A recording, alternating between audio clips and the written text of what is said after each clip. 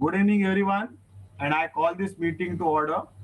And I request everyone to please rise for the national anthem. I request Ravindra Khanolkar sir to please run this national anthem on virtual.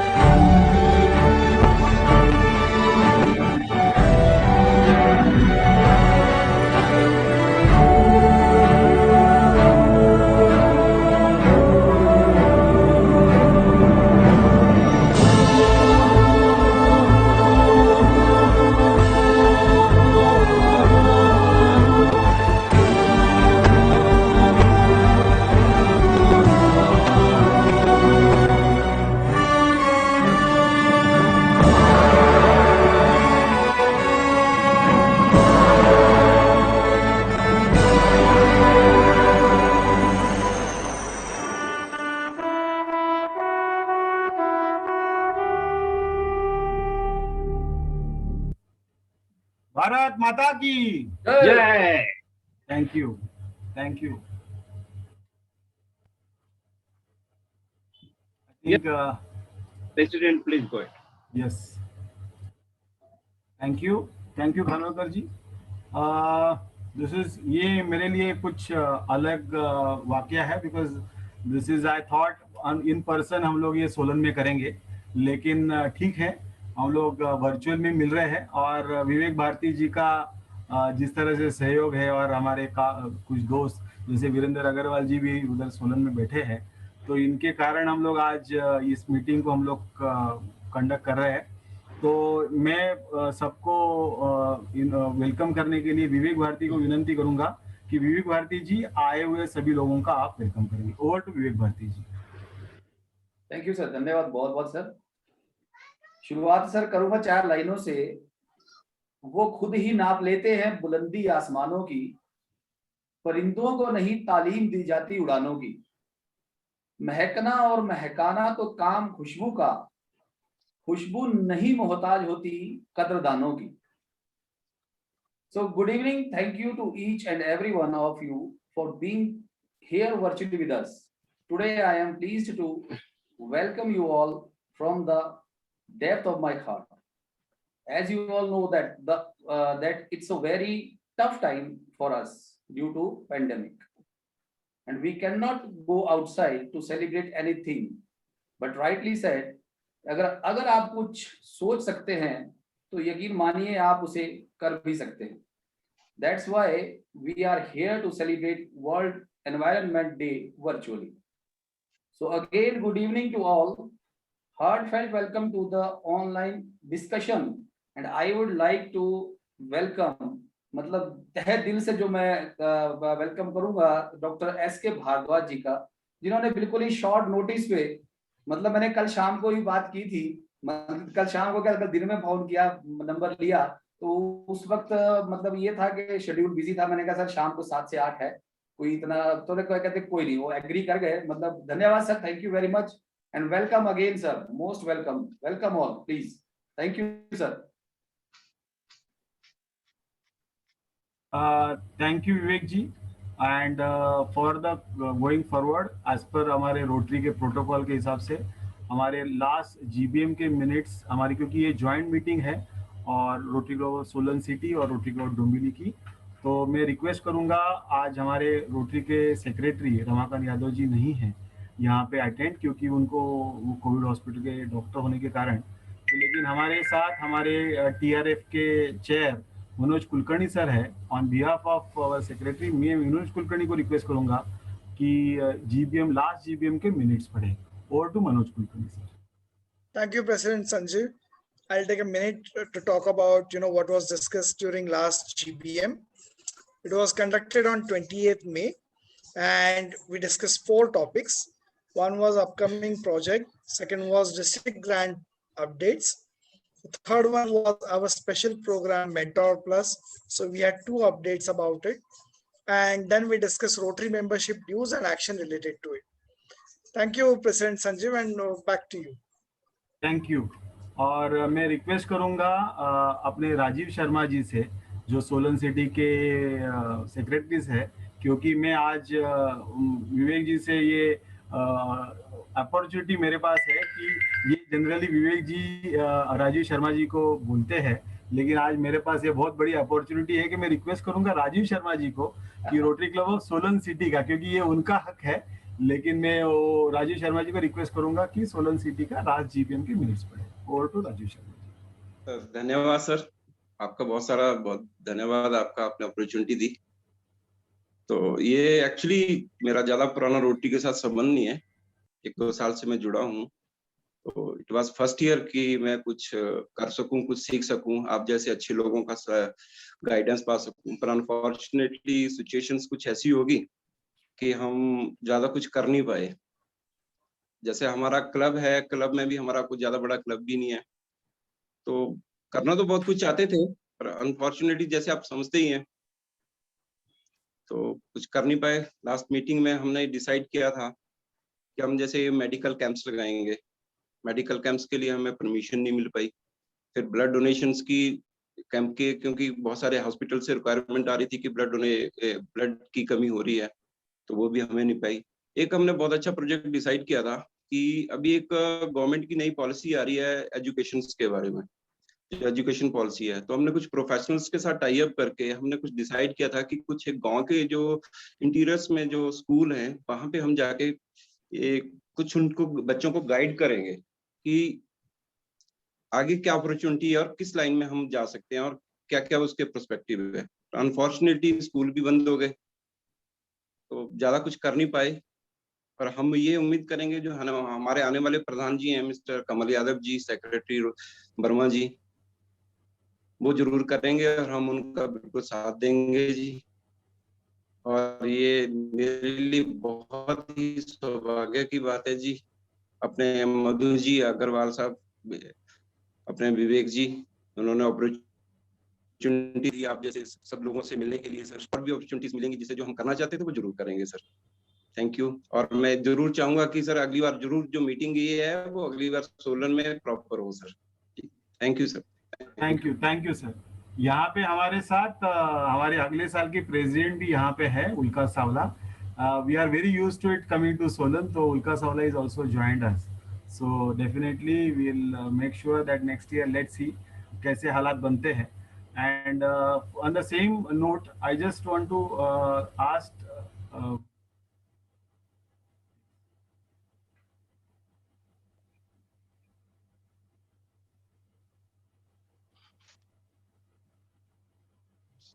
मैं request करूंगा रविंद्र खानोलकर जी से to give the brief detail about this Rotary Club of Bulandi. Over to Ravindra Khanolkar. Thank you, President. I'm very happy that I am with Rotary Club of Solan City here. Our club was first in Dombivli. Dombivli is a small town near Mumbai, at the periphery of Mumbai. It was formed in 1964. 1964 में वो बना और 65 में उसका charter आया। तो हम 56 years club है, हमारे साधारण 63 मेंबर्स है। पहले जो Bombay that is Mumbai district 3140 था, अभी जब भी 5 बरस पहले डिस्ट्रिक्ट स्प्लिट हो गया और अभी हम डिस्ट्रिक्ट 3142 में है। अभी जब से बम्बई में भी हम थे लास्ट 56 ईयर से, हमारा क्लब को एक service to the community club करके पहचान थी कि ये क्लब ऐसा है कि बहुत से सर्विस प्रोजेक्ट करते हैं। इसका एक फायदा ऐसा था कि बम्बई है वो एक लीनियर सिटी है, उसको तीनों बाजू में समुंदर है और उसकी ग्रोथ जो है वो बहुत लिमिटेड है, वो पेरीफेरी जैसी राउंड में उसका ग्रोथ नहीं हुआ। तो जिधर हम बोलते हैं कि नीडी कम्युनिटी है वो पेरीफेरी के बाहर रहते हैं और लकीली हम पेरीफेरी पे है, तो हम रोटरी के माध्यम से 1 आवर के डिस्टेंस में बहुत सारे रोटरी प्रोजेक्ट्स कर रहे हैं। जास्ती करके 42 विलेजेस जो हमने लोकेट किए थे उसमें ये प्रोजेक्ट चल रहे हैं। प्रोजेक्ट के बारे में थोड़ा मैं 2 मिनट के बाद बताऊंगा। एक बात ध्यान में लेने जैसी है कि जिधर हम अभी सीनियर सिटीजन क्लब करके सब जगह है, तो एशिया का पहला सीनियर सिटीजन क्लब 1976 में जो बना वो रोटरी क्लब ऑफ डोंबिवली का है। हमारे रोटरैक क्लब को 50 बरस पूरे हो गए हैं। हमारे एक इंट्रैक्ट क्लब को लास्ट ईयर में 50 बरस पूरे हो गए। इनरव्हील क्लब जो अपना एसोसिएट बॉडी है वो भी एकदम वाइब्रेंट और स्ट्रांग है। अभी हम हमारे कोई प्रोजेक्ट के बारे में बात बोलेंगे तो एक फ्लैगशिप प्रोजेक्ट जो हम कहते हैं, तो 1970 में हमारा एक ट्रस्ट फॉर्म हो गया, रोटरी सेवा केंद्र ट्रस्ट, और हमारा एक डेफ स्कूल है, उसका नाम है रोटरी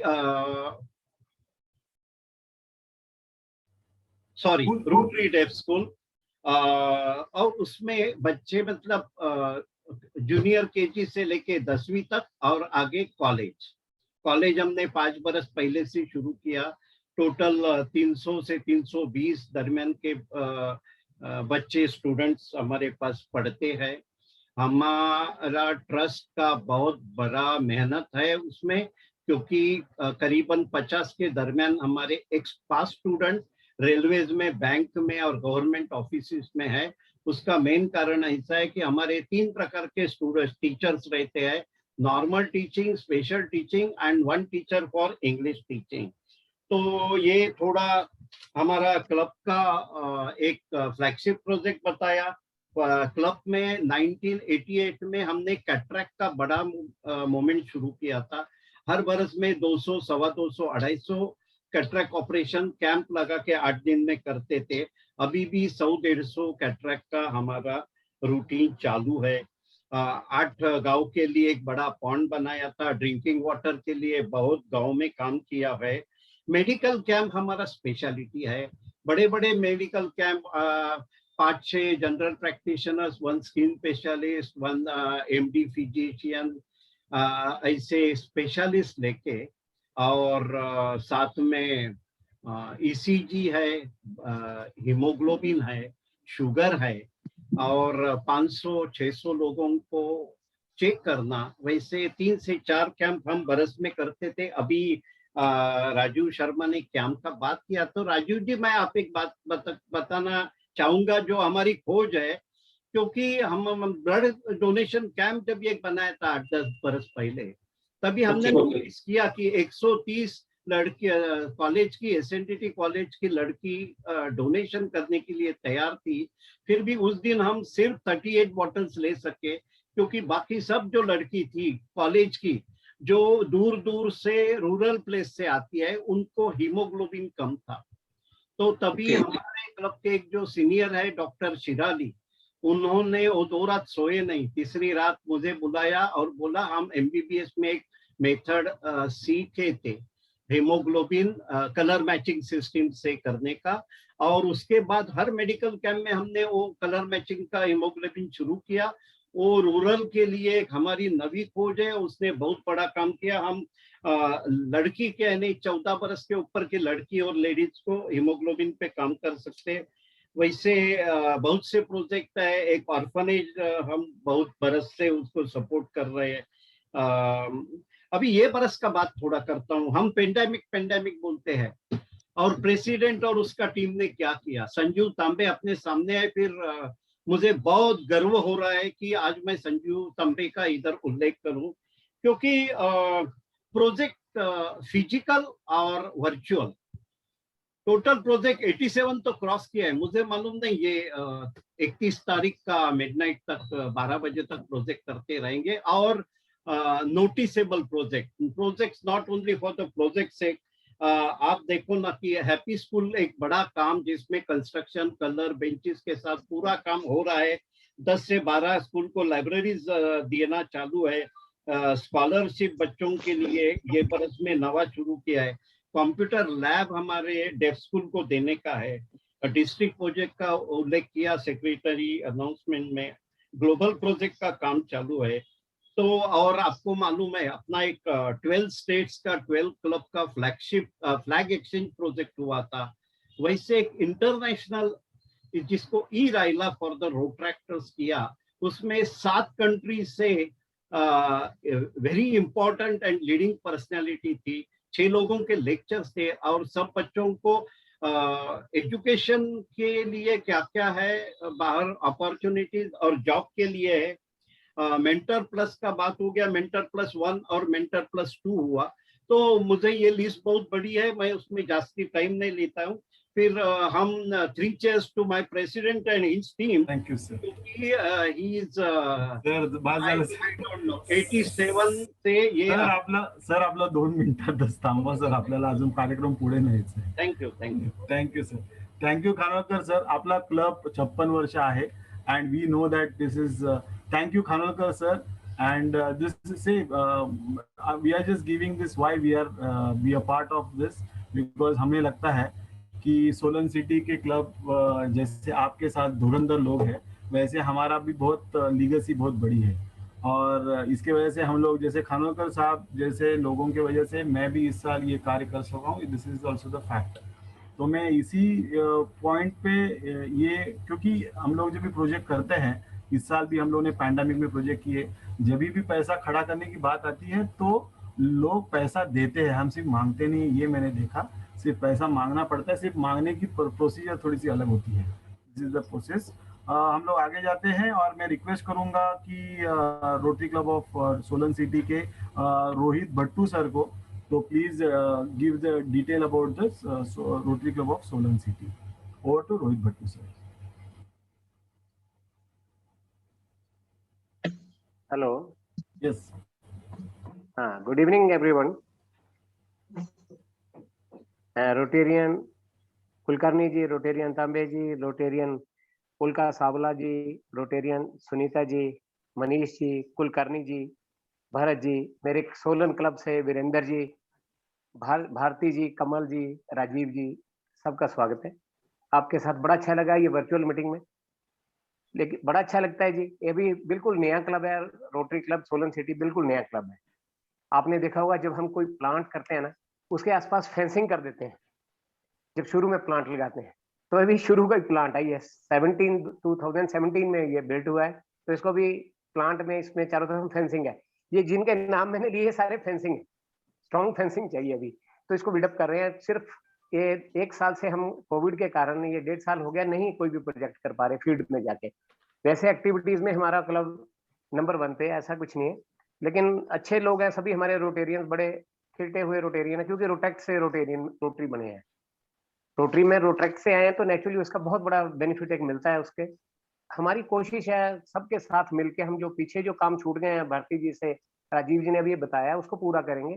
कोविड के कारण सबको मजबूरी है, थोड़ा सा हम भी सरकार का साथ दे रहे हैं। 2017 में ये बना है, 17 से 18-19 तक रहे हैं वीरेंद्र अग्रवाल जी प्रेसिडेंट। 19-20 में मुझे सेवा का मौका मिला, जितना कर सका उतना अपने टाइम पे किया। 20-21 में विवेक भारती जी हैं, अब आगे कमल जी हैं, सीए जो हैं वो कमल यादव जी, उनका भी हम पूरा साथ देंगे। रोट्रैक्ट से रोटरी में आने से ये सिर्फ ये हो गया है कि वीरेंद्र जी के साथ भी काम किया हमने, रोट्रैक्ट में बहुत काम किया है, ये डीआरआर भी रहे हैं हमारे, तो बड़ा अच्छा साथ रहा है। आप सभी लोगों को मुझे मालूम है, अभी बताया है, अभी बता रहे थे हमें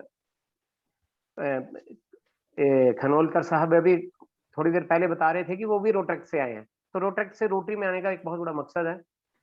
बहुत अच्छा लगा, आप सबसे मिलकर कोशिश करेंगे। आप सबका धन्यवाद, आपने मुझे समय दिया, आपका धन्यवाद बहुत बहुत। बड़ा अच्छा लगा आपसे मिलके, कोशिश करें हम आपको वर्चुअल की जगह वैसे फिजिकली भी मिले तो अच्छा लगेगा। Thank you very much. Thank you Rohit ji, thank you. और आज जिस वजह से हम लोग मिल रहे हैं वो उनके आज जो शुभ दिन है, जो वर्चुअल प्रोग्राम के लिए हम लोग ने जिस वजह से आज मिल रहे हैं और जो स्पीकर हमारे पास आज है वो मिस्टर भारद्वाज सर। तो मैं रिक्वेस्ट करूंगा Rotarian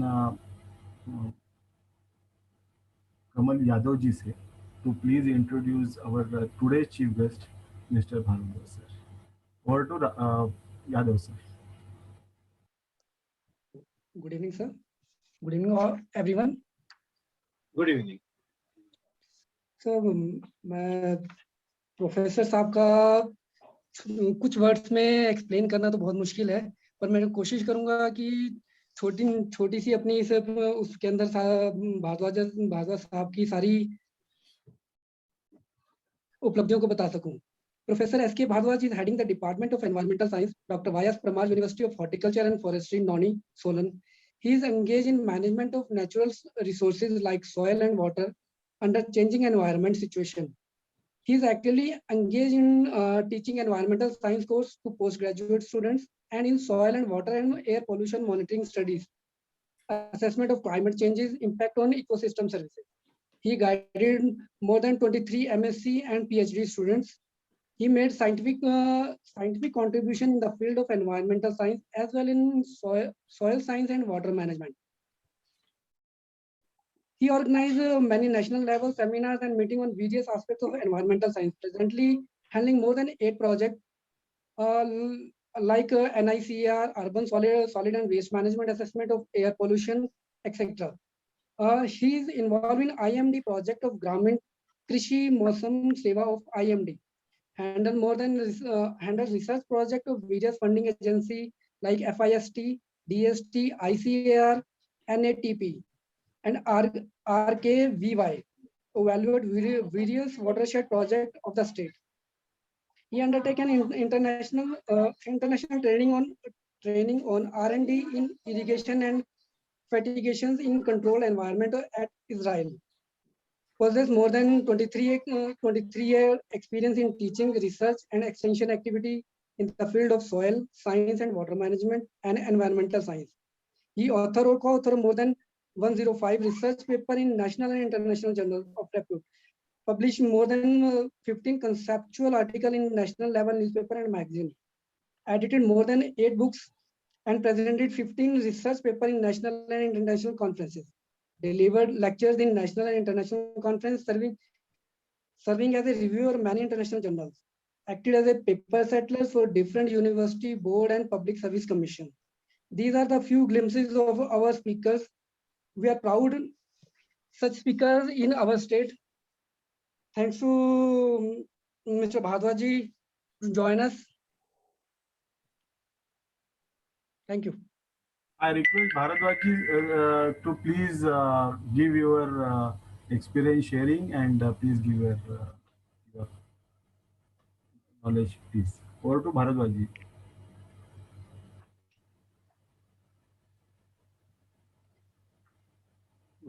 Kindly unmute, sir.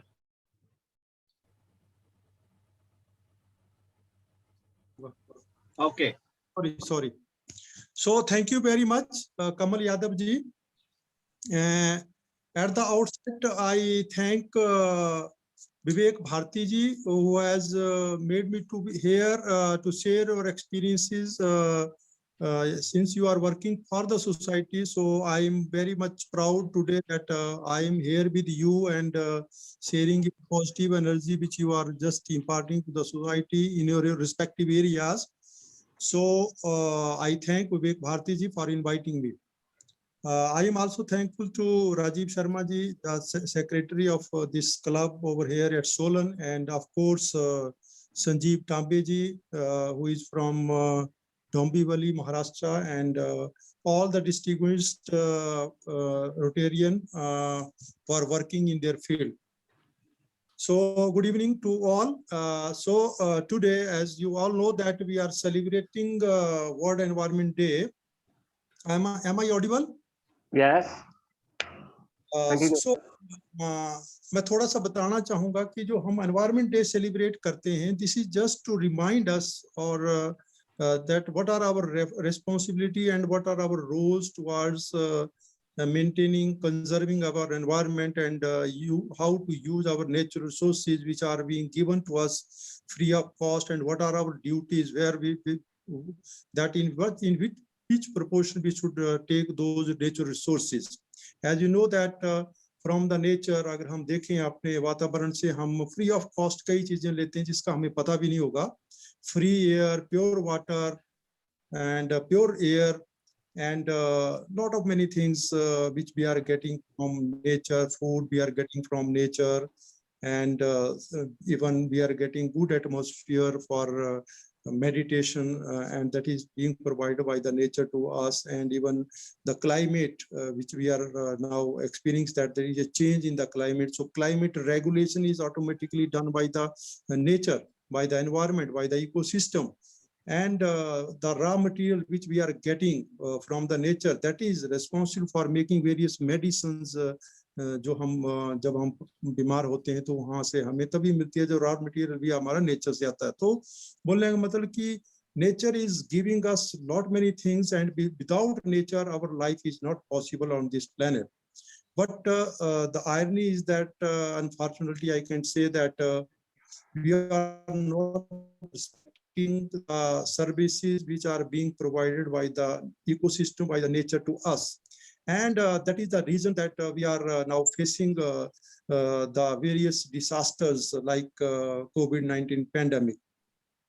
And एक और चीज बताना चाहूंगा कि जो COVID-19 pandemic है, it has proved that definitely the human beings, because of our activities, we have degraded the ecosystem, and we have created an imbalance in the ecosystem, and we have used all those resources which are being provided free of cost by the nature to us unjudiciously, and without caring about its conservation, without caring about its maintenance, whether it is water, pure water, whether it is air, which is pure air, which is being provided by the nature to us.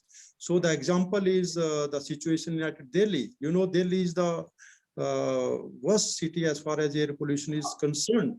So that means we have not understood the value of pure air, and we have polluted this air because of our various faulty practices, whether we are doing industrialization, या हम transportation activities कर रहे हैं, या चाहे हम खेती बाड़ी भी कर रहे हैं, फार्मिंग कर रहे हैं. तो जब हम इसको एक नेचुरल प्रिंसिपल्स के हिसाब से, जो नेचुरल प्रिंसिपल्स है नेचर के, उसके हिसाब से नहीं करते हैं, तो डेफिनेटली वो हमारे इम्बैलेंस क्रिएट होता है. And because of imbalance these things they happen. We face many kinds of disasters, चाहे आप क्लाइमेट चेंज की बात करें, चाहे आप पैंडेमिक कोविड-19 पैंडेमिक की बात करें, या आप जैसे आपने देखा होगा स्वार्म ऑफ इंसेक्ट्स, जैसे पीछे देखा होगा कि टीडी दल ने फार्मिंग को बहुत ज्यादा प्रभावित किया था. तो इस टाइप के इफेक्ट्स हम फिर नेचर से देखते हैं, because nature has a self healing capacity. ये अपने आप को हील कर सकता है अगर हम केयर ना करें. ऐसा नहीं है कि नेचर हमारे ऊपर डिपेंडेंट है, but it is our responsibility to respect the nature, that it is giving lot of many things to us, and without that the life is not possible on this planet Earth.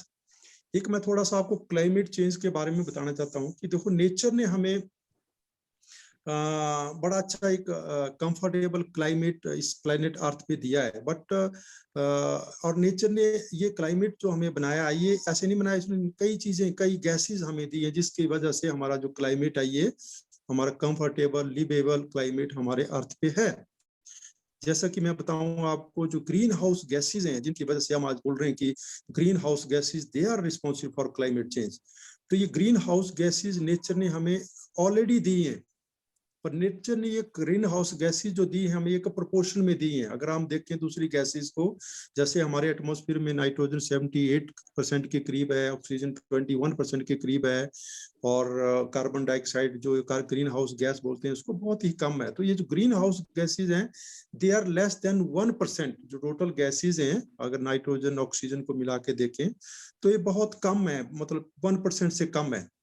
पर ये nature ने हमें दी है just to make this planet livable. अगर ये green house gases ना होती तो हमारे प्लेनेट अर्थ का टेम्परेचर माइनस में होता, -15 डिग्री सेंटीग्रेड, -18 डिग्री सेंटीग्रेड, तो हम उसमें रह नहीं पाते।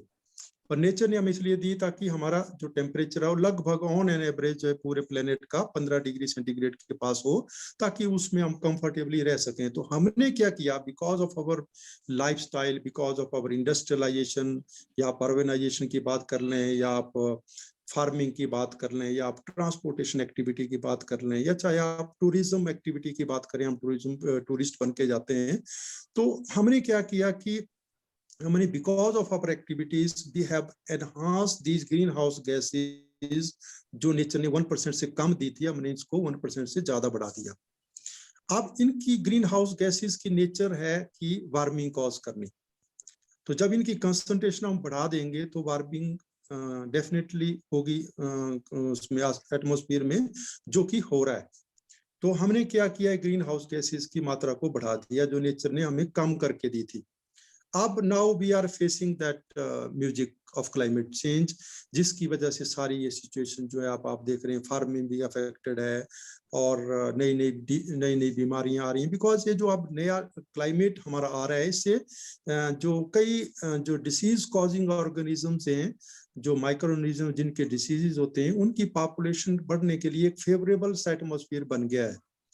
तो उसकी वजह से सारी प्रॉब्लम जो है आ रही है। हमने जंगल काट दिए, हमने जंगलों को काट करके शहर बसा दिए, हमने जंगलों को काट करके फार्मिंग पे चले गए या इंडस्ट्रीज लगा दी।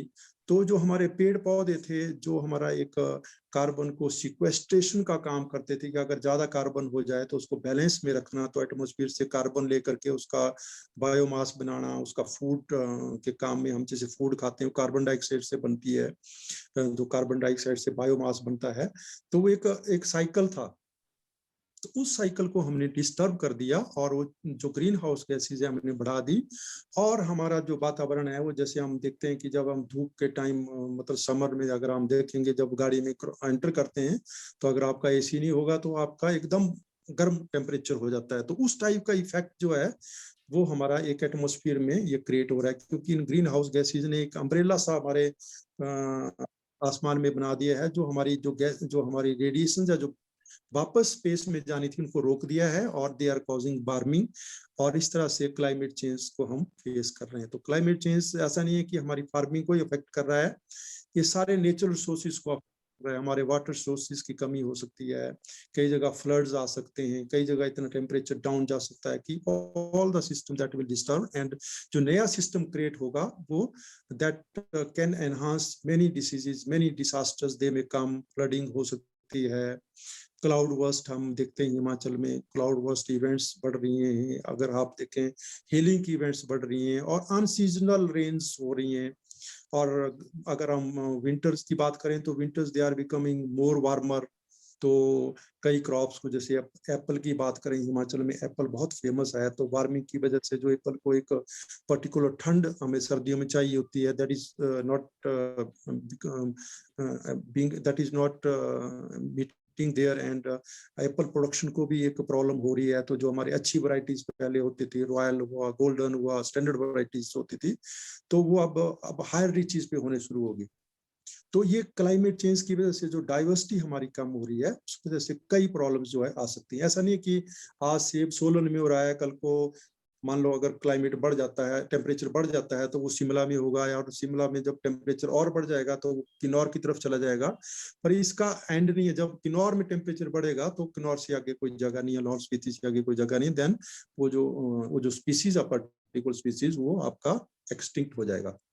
तो इसी को हाउ इकोसिस्टम इज डिग्रेडिंग, तो इसी चीज को कंसंट्रेट करने के लिए कि हर एक लोग इसके ऊपर सोचें, तो और एनवायरनमेंट किस तरह से हमारा ये अफेक्ट कर रहा है ह्यूमन बीइंग्स को। तो ये 1971 में एक मीटिंग हुई थी स्वीडन में, स्विट्जरलैंड में, तो वहां पर स्टॉकहोम में, सॉरी, तो वहां पर मीटिंग हुई थी। वहाँ कुछ हेड्स, कंट्री के हेड्स बैठे थे, तो वो बहुत चिंता कर रहे थे कि किस तरह से ह्यूमन जो है वो एनवायरनमेंट चेंजेस एनवायरनमेंट में अफेक्ट हो रहा है। तो उन्होंने एक एजेंडा बनाया और वो एजेंडा पुट अप हुआ ह्यूमन एनवायरनमेंट कॉन्फ्रेंस में, जो वर्ल्ड लेवल की बड़ी अच्छी कॉन्फ्रेंस हुई थी 1972 में। तो उसके बाद डिसाइड हुआ कि हमें to generate awareness regarding environment and its maintenance, its conservation, we should celebrate this event as an environment day. So since 1974 ये हम सेलिब्रेट कर रहे हैं, और इस बार का जो थीम है that is ecosystem restoration. Means there is a need to restore our ecosystem back. अगर हम इकोसिस्टम को रिस्टोर नहीं करेंगे तो जो सर्विसेज हम इकोसिस्टम से मिल रही है वो नहीं मिलेंगी, और उसके बगैर लाइफ इस प्लेनेट अर्थ पे पॉसिबल नहीं है।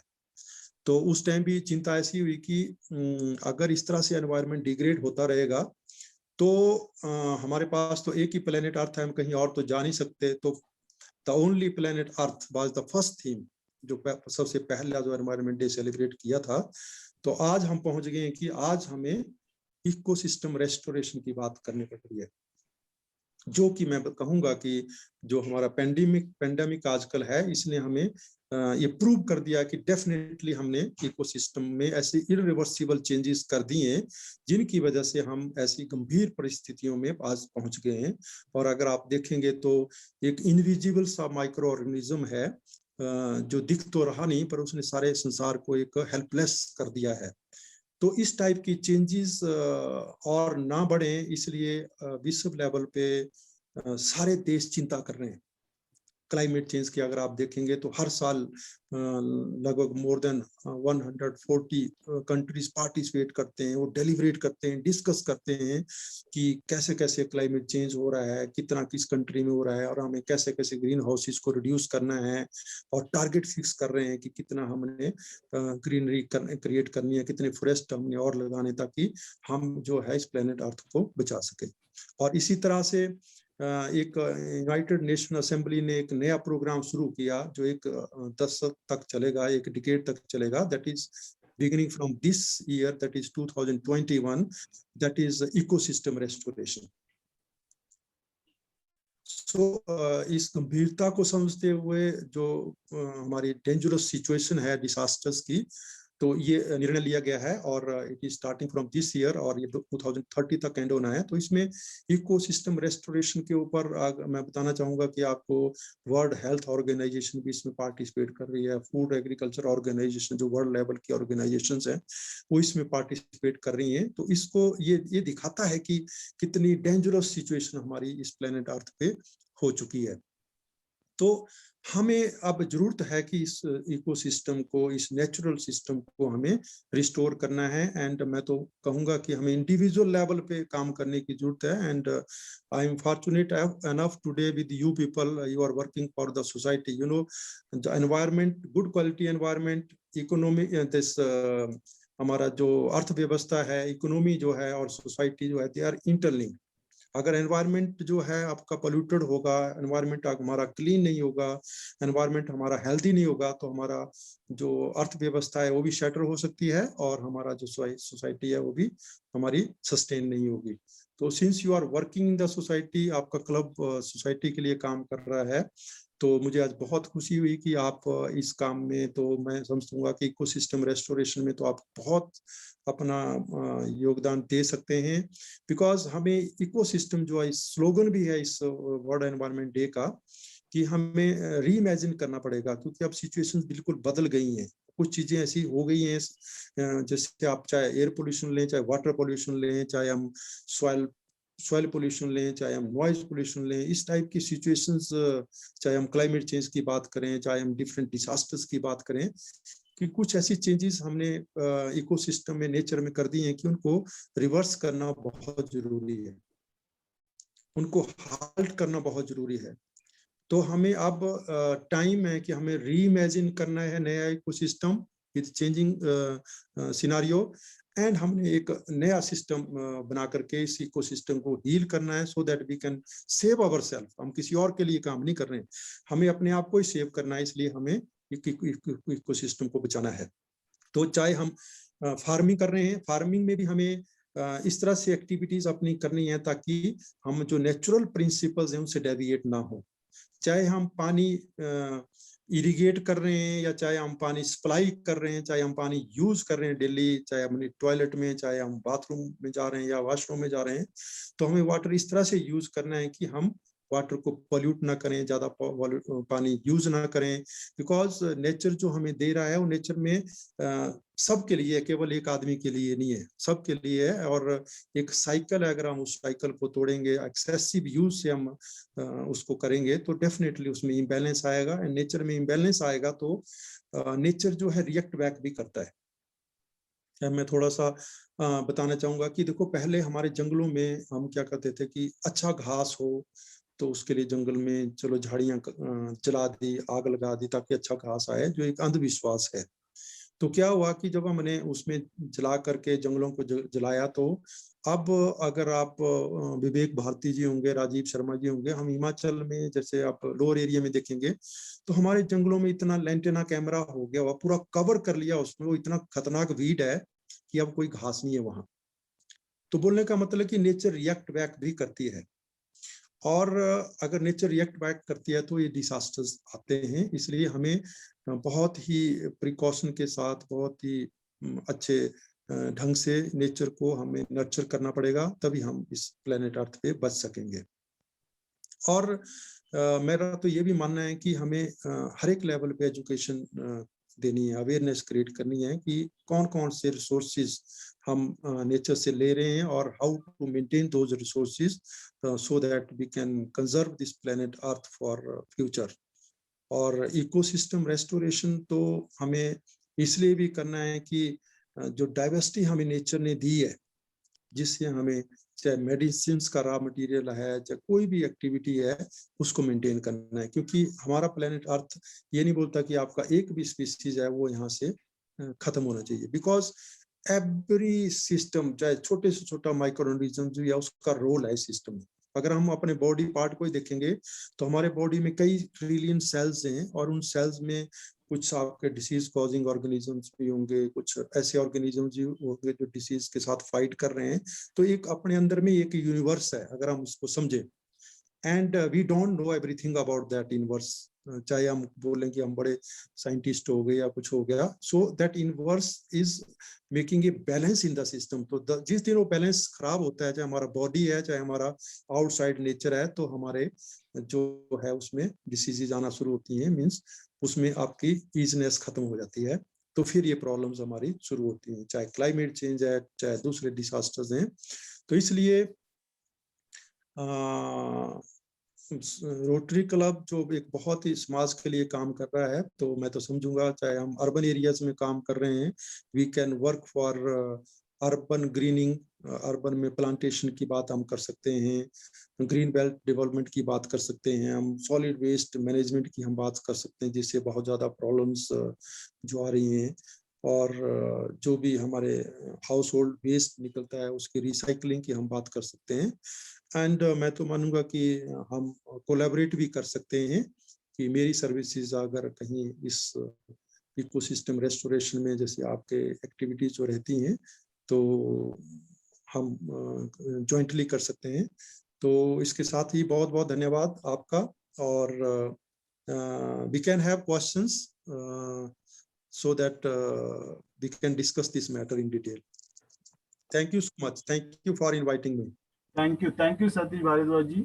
सर क्वेश्चन मेरा ही पहले आया है, तो क्वेश्चन सर मैं पूछना चाहूँगा, जो हम लोग इस साल से ये 2021 से जो सिस्टम चालू किया, जो 2030 तक चालू रहेगा, तो ये इसके बारे में थोड़ा सा और बताइए, क्या एग्जैक्टली उसके पीछे क्या थॉट है और ये कैसे चलने वाला है, because this is something futuristic thing. हाँ, जैसे सस्टेनेबल डेवलपमेंट गोल्स है ना, कि हमने किस तरह से क्लाइमेट चेंज को रोकना है, किसी तरह से क्वालिटी एजुकेशन समाज को देनी है, इस तरह से 17 सस्टेनेबल गोल्स हैं। उस तरह से इकोसिस्टम पे स्पेसिफिक गोल है यूनाइटेड नेशन का, हमने इकोसिस्टम को रिस्टोर करना है, मतलब इसकी डिग्रेडेशन को रिवर्स करना है, और साथ साथ इसको हमने प्रिवेंट भी करना है, और इसको हमने हाल्ट भी करना है। तो उसके लिए डिफरेंट एक्टिविटीज हैं, चाहे आप एनर्जी कंजर्वेशन की तरफ जाएं, चाहे आप ग्रीन बिल्डिंग कॉन्सेप्ट अडॉप्ट करना है, तो डिफरेंट एस्पेक्ट्स पे काम होगा। चाहे आपने, जैसे मैंने कहा कि आपको इस मुहिम के साथ हमारे वर्ल्ड हेल्थ ऑर्गेनाइजेशन वाले भी जुड़ रहे हैं, फूड एग्रीकल्चर ऑर्गेनाइजेशन वाले भी जुड़ रहे हैं। मीन्स जब हम कोई भी इंडस्ट्रियलाइजेशन करते हैं, अर्बनाइजेशन करते हैं, तो मीन्स वो इस तरह से हमें प्लानिंग करनी पड़ेगी that should be in harmony with the nature. ऐसा नहीं कि हमारी जो भी एक्टिविटीज है, चाहे हम इंडस्ट्रियलाइजेशन कर रहे हैं, उसमें कई नया प्रोसेस ला रहे हैं, तो that should be in harmony with the nature. उससे कोई पोल्यूशन तो नहीं हो रहा है, बिकॉज पोल्यूशन और क्लाइमेट चेंज ये सारे इंटररिलेटेड सी चीजें हैं। और अगर आप देखेंगे ओजोन होल की आप बात सुनते होंगे कि हमारी जो ओजोन परत है वो पतली हो रही है, तो ये सारा जो हमारी गैसेस हमने इस तरह से डेवलप कर दी है, चाहे CFC है, जो भी इसके अल्टरनेटिव्स आ रहे हैं, तो वो अदरवाइज तो हमारे इस एटमॉस्फेयर में इनर्ट गैसेस हैं, ये ज्यादा हार्म नहीं करती। जब मूवमेंट ये हमारे स्ट्रेटोस्फीयर में चली जाती हैं, तो डेफिनेटली ये उस परत को हार्म करती हैं। तो मीन्स हमारी सारी एक्टिविटी जो है इस तरह से होगी कि हमारे इकोसिस्टम को कोई फर्दर लॉस ना हो, और जो लॉस हो चुका है उसको भी हमने अपनी एक्टिविटी से हील करना है। तो सारे प्रोसेसेस, नॉट ओनली कि फार्मिंग में, सारे जो हमारी लाइफस्टाइल है, वर्किंग जो भी है, उसमें सारी हमारी चेंजेस हमें करने पड़ेंगी। हमें अपना जो इकोलॉजिकल फुटप्रिंट है वो रिड्यूस करना पड़ेगा एट इंडिविजुअल लेवल। और मैं तो ये भी मानता हूँ कि कोई भी ऑर्गेनाइजेशन इस लेवल का काम नहीं कर सकते, because nature is very vast. तो जब तक हम इंडिविजुअल लेवल पे एक्शंस नहीं लेंगे तब तक पॉसिबल नहीं। Thank you sir. सर एक क्वेश्चन आया है।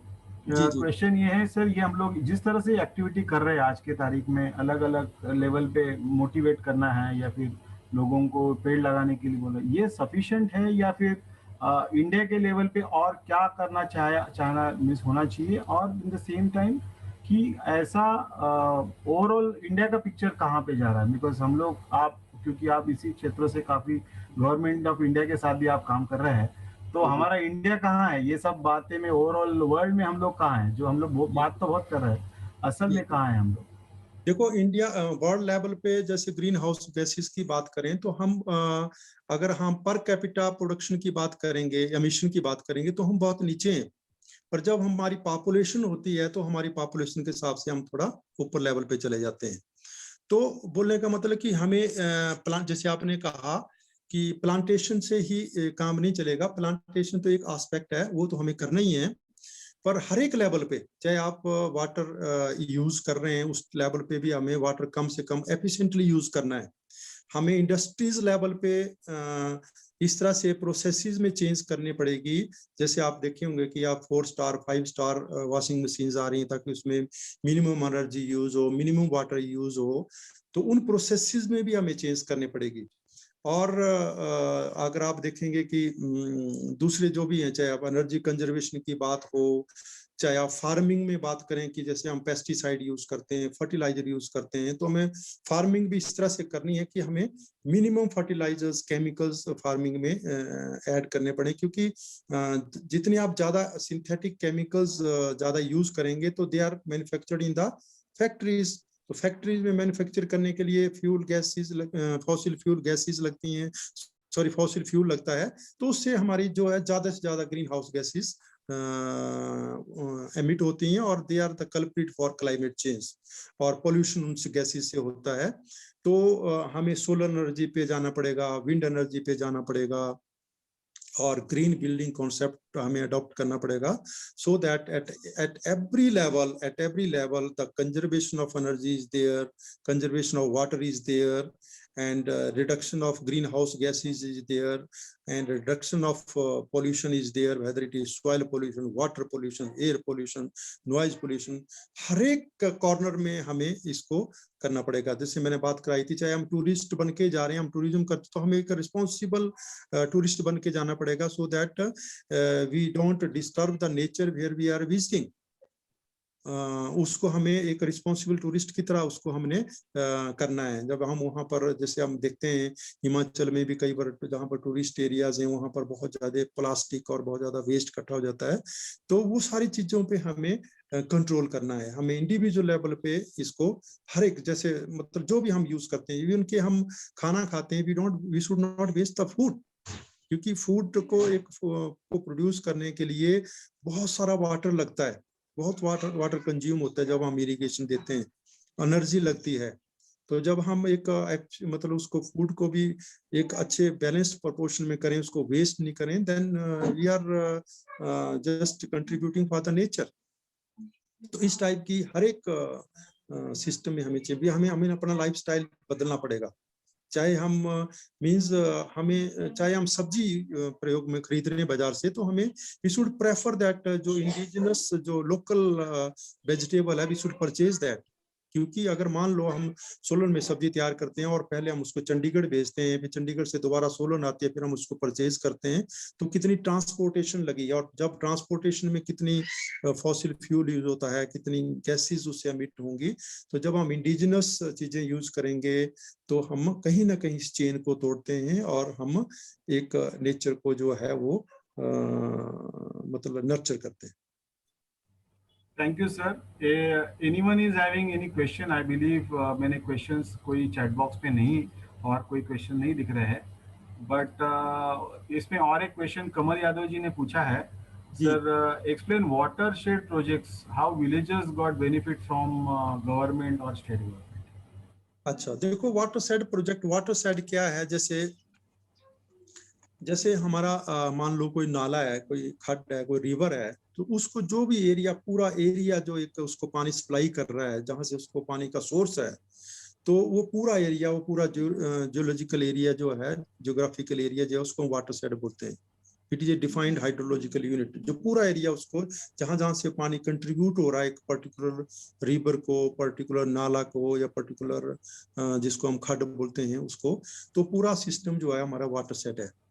अगर हम उस वाटर शेड को एफिशिएंटली मैनेज करते हैं, उसमें इस तरह से एक्टिविटीज करते हैं कि फार्मिंग भी इस तरह से हम करते हैं, और दूसरी एक्टिविटीज तो हम इस तरह से करते हैं कि जो भी रेनफॉल की जो भी ड्रॉप पड़े वो आपकी मिट्टी में एब्जॉर्ब हो, इनफिल्ट्रेशन उसकी हो, और एब्जॉर्ब हो करके वो सारे ग्राउंड वाटर में रिचार्ज करे, और उस तरह से क्लीन वाटर जो है रिवर्स में जाएं।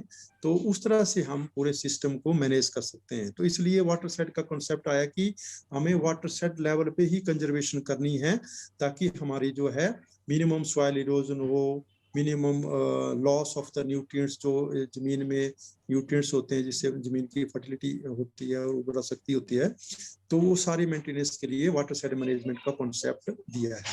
तो वाटरशेड मैनेजमेंट से हम एक पूरे वाटरशेड में, ऐसा नहीं, वाटरशेड में कई गांव हो सकते हैं, तो अगर हम वाटरशेड को मैनेज करते हैं तो हम एक पूरे सिस्टम को मैनेज कर रहे हैं और हम उसको कंजर्व कर रहे हैं। तो ये बहुत अच्छा कंसेप्ट है सर। और एक क्वेश्चन है सर, ये डीप इरिगेशन सिस्टम और उसका क्या बेनिफिट होता है? डीप इरिगेशन सिस्टम क्या होता है? हाँ जी, देखो पहले हम क्या करते थे, हम फ्लडिंग करते थे। जैसे पानी हुआ, हमने पानी ले लिया रिवर से या कहीं नाले से या किसी नेचुरल सोर्स से, और उसको मतलब नहर में डाल करके और सीधा फ्लड कर देते थे फील्ड्स को। तो क्या होता था, उससे बहुत ज्यादा लॉस वाटर का होता था, सीपेज लॉस। जहां पर एक जगह पानी पड़ता था, पहले नीचे तक चला जाता था और अगले एंड, खेत के एंड तक नहीं पहुंचता था, मतलब सीपेज लॉसेस बहुत ज्यादा थे।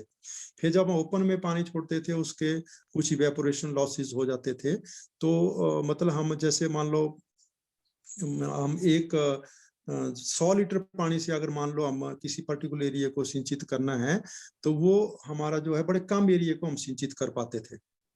अब जो ड्रिप इरिगेशन है, इसमें पानी जो है पाइप्स, नेटवर्क ऑफ पाइप से दिया जाता है क्रॉप्स को चाहे प्लांट्स को, तो पानी के लॉस का कोई स्कोप ही नहीं है। तो इट इज, इसमें water use efficiency is very high, there is no loss, ना आपका इवेपोरेशन से लॉस होगा, ना सीपेज लॉस होगा। तो हम मिनिमम वाटर से ज्यादा एरिया हम इरिगेट कर सकते हैं। तो that is the concept we should adopt, and means हम वाटर प्रोडक्टिविटी को बढ़ा सकते हैं। क्योंकि आप देखा कि क्लाइमेट चेंज हुआ या दूसरी हमारी डेवलपमेंट एक्टिविटी की वजह से पानी की शॉर्टेज होने वाली है और हम फेस भी कर रहे हैं।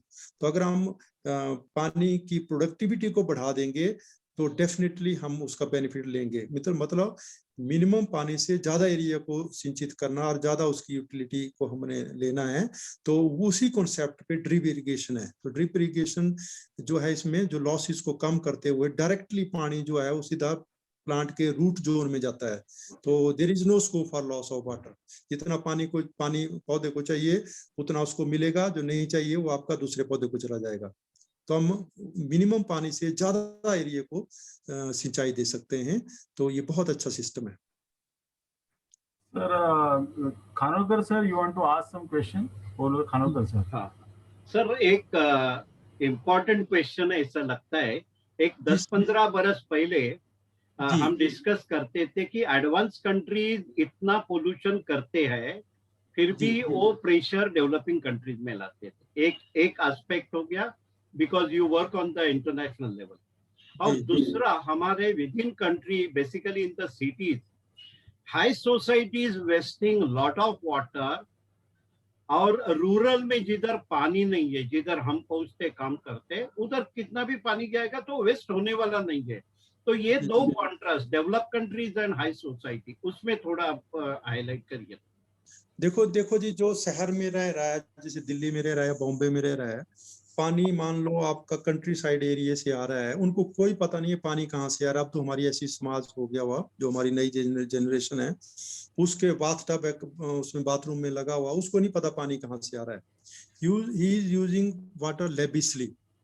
तो इसलिए मैंने कहा कि जब हम पानी की वैल्यू नहीं समझेंगे तो इस तरह की एक्टिविटीज हो रही हैं, तो इसके ऊपर एजुकेट करने की जरूरत है। जो इकोसिस्टम रेस्टोरेशन में है, to create awareness regarding our natural resources, वो भी इसमें बहुत ही अहम पॉइंट है। तो हमें पता होना चाहिए कि वाटर कहाँ से आ रहा है और वाटर की क्या वैल्यू है। जब हम उसको वैल्यू नहीं करेंगे, because it is free of cost, जहाँ से आ रहा है फ्री ऑफ कॉस्ट, आप नेचुरल सोर्स से आप लिफ्ट कर रहे हैं वाटर, उनको नहीं पता, चाहे हम शहर में उसके थोड़े बहुत चार्जेस दे रहे हैं, पर हम उसको लेविशली यूज कर रहे हैं। तो हमें नीड और लग्जरीज में अब डिसाइड कर, टाइम आ गया कि हमें डिसाइड करना पड़ेगा कि हमें, अदरवाइज हमें वाटर की राशनिंग शुरू होगी कई जगह, कि जैसे मान लो तीसरे दिन पानी मिलना, चौथे दिन पानी मिलना, तो इस टाइप की सिचुएशन जो है हम फेस करेंगे। और जहां बात की आपने इंटरनेशनल कंट्री, जैसे यूएसए है, यूएसए जो है वेरी रिच कंट्री है, तो नेचुरली है वो बड़ी उनका लाइफस्टाइल बड़ा हाई है, जो उनके लाइफस्टाइल से जो हमारा जो है पोल्यूशन बहुत क्रिएट होता है। They are the biggest source of this green house gas emission. पर अब ठीक है, उनके पास पैसे हैं एंड दे डोंट एग्री कि हम अपना सिस्टम तो चेंज नहीं कर सकते, तो उसके लिए कई मैकेनिज्म्स बनाए जाते हैं। चाहे हम CDM मैकेनिज्म की बात करें कि वो कंट्रीज अगर अपना लाइफस्टाइल नहीं चेंज कर सकते, जिसकी वजह से पॉल्यूशन हो रहा है, जिसकी वजह से ग्रीन हाउस गैसेस एमिट हो रही हैं, जिसकी वजह से क्लाइमेट चेंज हो रहा है, तो देन उनके लिए कई इस तरह से जो मीटिंग्स होती हैं, IPCC जो मीटिंग करती है नेशनल लेवल पे, तो इस तरह से हम फिर मैकेनिज्म्स डिवेल्प करते हैं कि ठीक है, अगर आप नहीं कर सकते then you should invest in the developing countries. Some projects आपको लगाने पड़ेंगे और वहाँ पे आपको दिखाना पड़ेगा भी ठीक है, उस प्रोजेक्ट से आपने इतनी ग्रीन हाउस गैसेस कम की, इतनी प्लांटेशन की, सो दैट जो आपकी एक्टिविटीज होंगी वहाँ पर प्रोजेक्ट में, तो आप कहीं ना कहीं उस ग्रीन हाउस गैसेस को सिक्वेस्टर कर रहे हैं या उनको आप रोक रहे हैं, so that they don't harm much climate. तो इस तरह की एक्टिविटीज वो बीच का जो कहते हैं ना, मध्यस्थता करते करते रिच कंट्रीज है, जैसे कहते हैं यूएसए दादागिरी करता है, तो उनको भी अब लाइन पे धीरे धीरे मीटिंग से वो भी लाइन पे आ रहे हैं, and they are accepting that climate change is there and that is because of our lifestyle.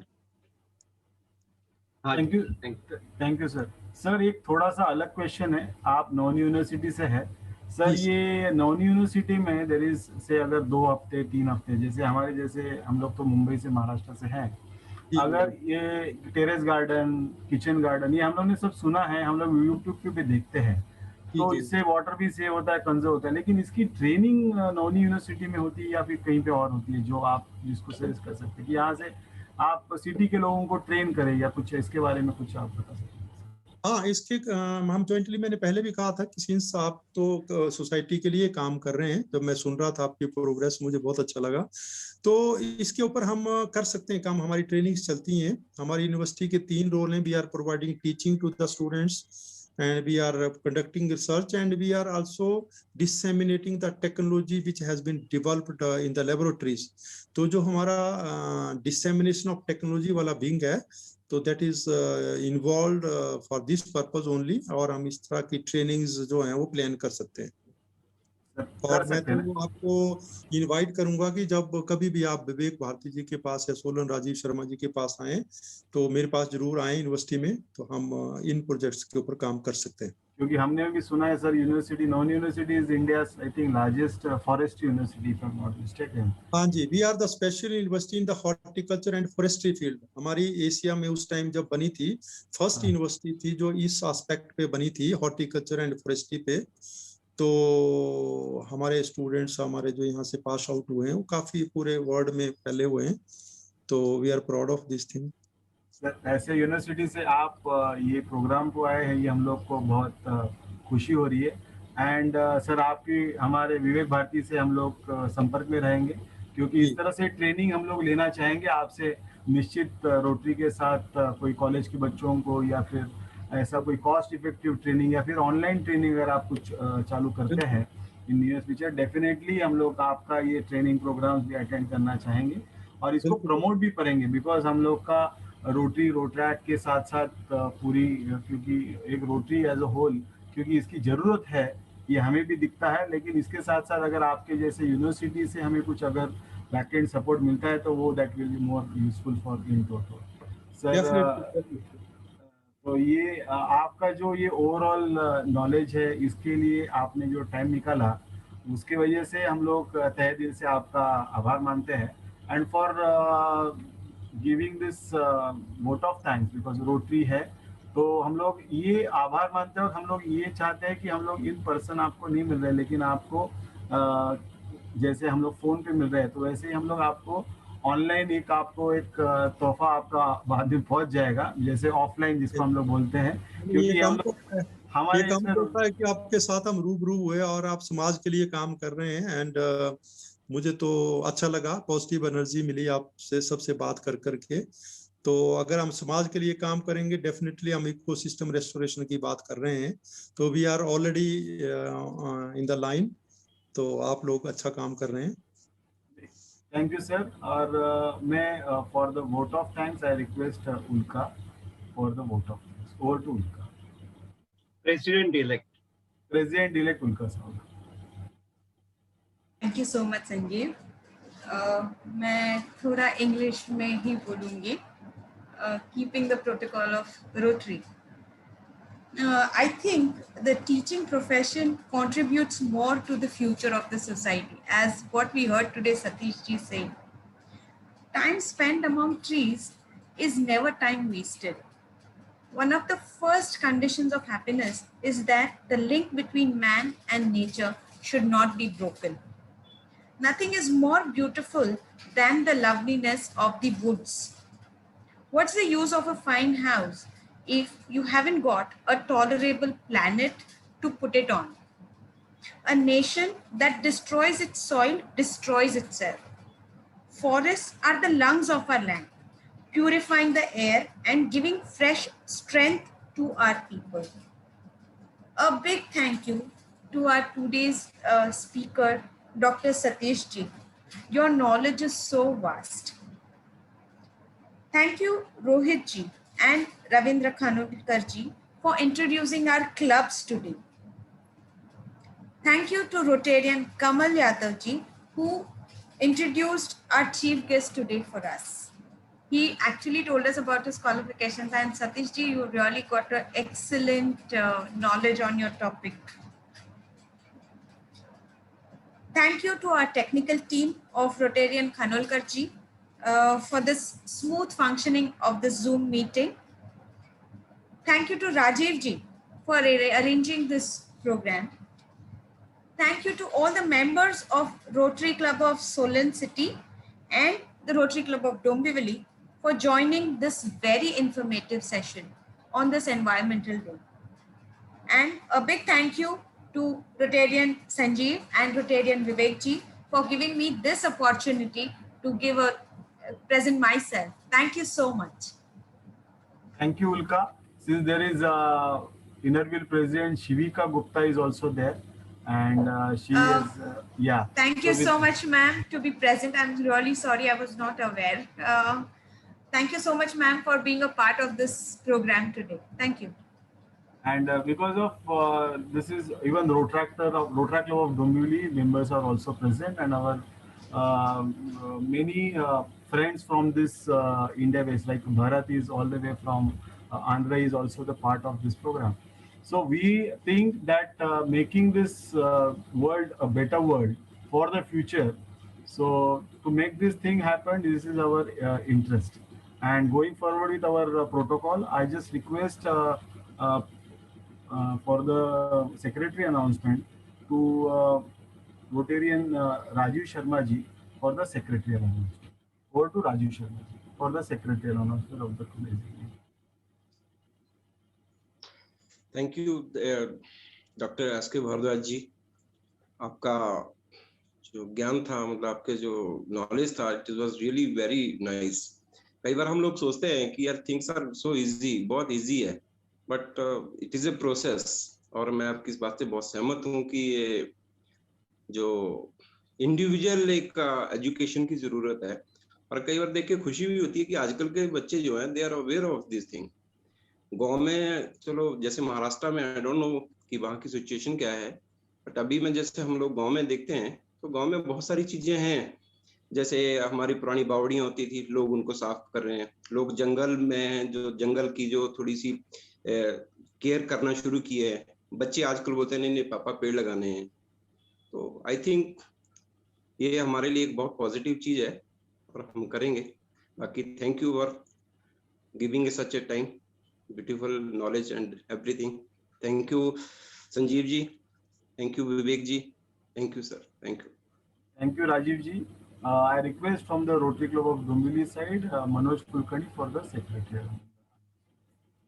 Manoj. Thank you, Sanjeev. And really, it was not just informative, but inspiring session from Dr. Bharadwaj. You know, we are really blessed that you spare your time and you share your wisdom with us. So really, thanks.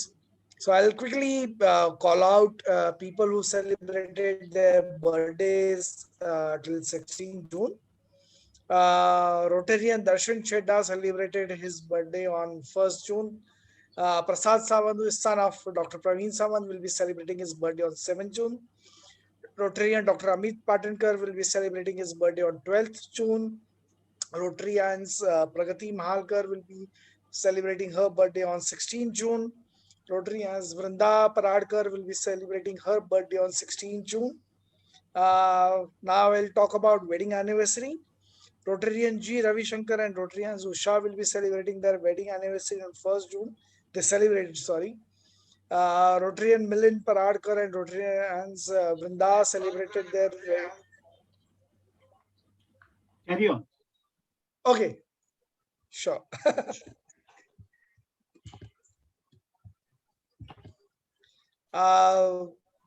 Rotarian Milind Paradkar and Rotarians Vrinda celebrated their wedding anniversary on 2nd June.